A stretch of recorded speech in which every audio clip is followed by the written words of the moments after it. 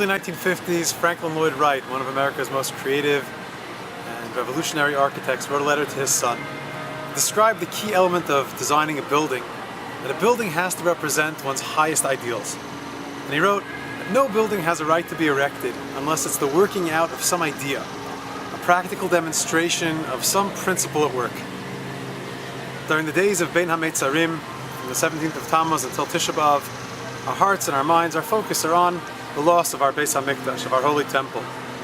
Sinas Chinam, baseless hatred, is what caused us to lose our holy temple, for the Beis HaMikdash to be destroyed. The Kosher Magid taught that, contrary to what most of us often think, that the temple being destroyed was a punishment for Sinas Chinam, the Kosher Magid reframes it and says that there was really just a repercussion of what is a result of our having Sinas Chinam from one another, not treating each other with respect and with baseless hatred.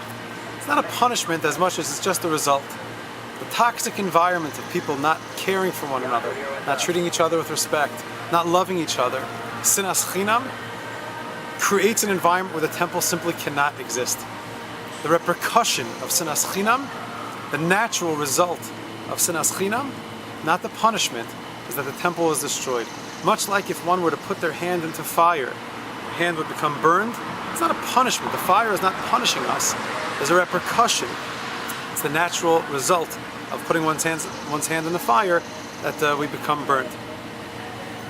The core of what the Beis HaMikdash represents, the essence of the temple, as Shlomo Melech describes, is that the temple was tochel ratzuf ahava, suffused with love.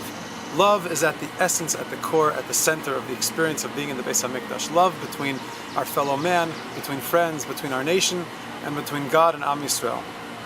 During these days of Bein HaMetzarim, let's do our best to reach our highest ideal, which is Ahavas Yisrael, loving our fellow selflessly, the way we do ourselves. V'ahavta l'reacha kamocha. And in that way, we'll be zocheh to the rebuilding of the Beis HaMikdash and creating an environment which is a demonstration of the principle of Ahavas Yisrael and the rebuilding of our Beis HaMikdash.